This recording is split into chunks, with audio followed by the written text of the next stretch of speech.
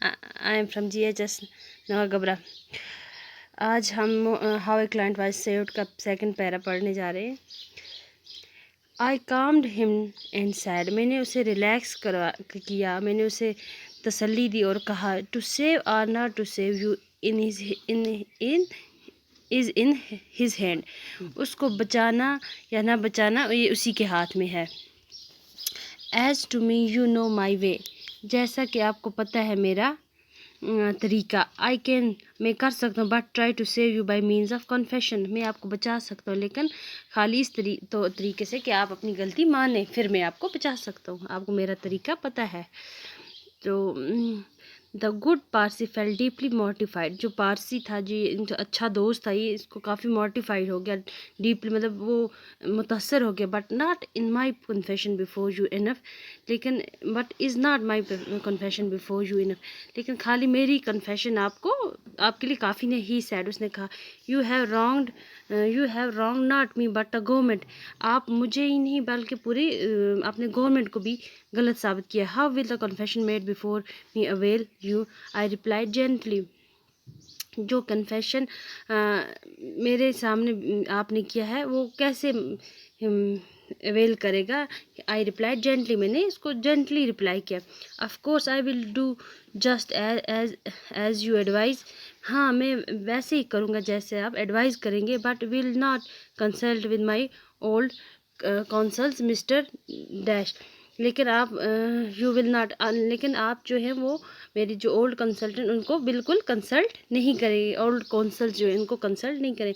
He is a friend too, वो भी एक फ्रेंड है। वो मतलब वो अपने बारे में चाह रहा था, लेकिन पारसी जो उनका, लेकिन अपने फ्रेंड के बारे में सैड पारसी रुस्तम जी ने कहा। इंक्वायरी रिवील्ड, इंक्वायरी शुरू होगी that the smuggling had been going on for a long time, inquiry शुरू हुई, इंक्वायरी सामने आ गई कि ये जो स्मगलिंग तजारत हो रही थी ये बहुत लंबे अरसे से चल रही थी। But actual offences detected involve trifling sums, लेकिन जो एक्चुअल ऑफेंस था, गलती जो थी, जो क्राइम था, वो क्या था, इन्वॉल्व ट्रिफलिंग सम्स था, कुछ था। We went to his counsels, हम काउंसल्स के पास की। He proceeded the paper and said, उसने पेपर्स दिए, परस्यूड किए और कहा, the case will be tried by jury, जो केस है वो कौन ट्राई करेगा, वो कौन केस को देखेगा, वो jury, and Natal jury will be the last to acquit an Indian, और जो नेटल ज्यूरी है वो लास्ट है जो इंडियंस के लिए वहाँ पे रखी गई है। But I will not give up hope, लेकिन मैंने अपनी कोशिश नहीं छोड़ी। I did not know this council intimately, मुझे इस काउंसिल्स के बारे में बिल्कुल नहीं पता था। Parsi Rustom ji intercepted, I thank you but I should be like to be guided by Mr Gandhi advice in this case, हाँ थैंक यू, लेकिन मैं चाहता हूँ कि मुझे मिस्टर गांधी की इस केस में एडवाइस लेना चाहता हूँ। ही नोज़ मी इंटीमेटली, वो मुझे अच्छे से जानते हैं। Of course you will advice him when ever necessary, हाँ तुम उसे एडवाइस कर सकते हो जब भी आपको ज़रूरत पड़े। हैविंग दस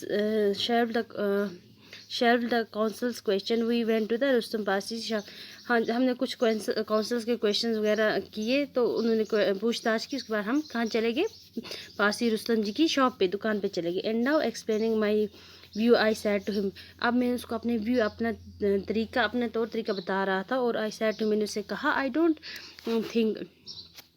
don't think this case should be taken to court at all, मुझे नहीं लगता ये केस जो है ये कोर्ट में लिया जा सकता है। It resist with the custom officers to prosecute you or to let you go, ये मुझे लगता है ये कस्टम ऑफिसर्स के पास ही ये केस रहेगा जो आपको प्रोसिक्यूट करेगा या आपको जाने देगा।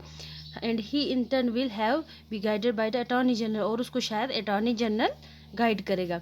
आई am prepare to meet both, मैं दोनों को मिलने के लिए तैयार हो गया था। I purpose that you should offer to pay the penalty दे फिक्स, हाँ मैं ये पर्पज़ मेरा यही रहेगा कि आपको वो जो पेनल्टी डालेंगे आपको वो पे करनी पड़ेगी।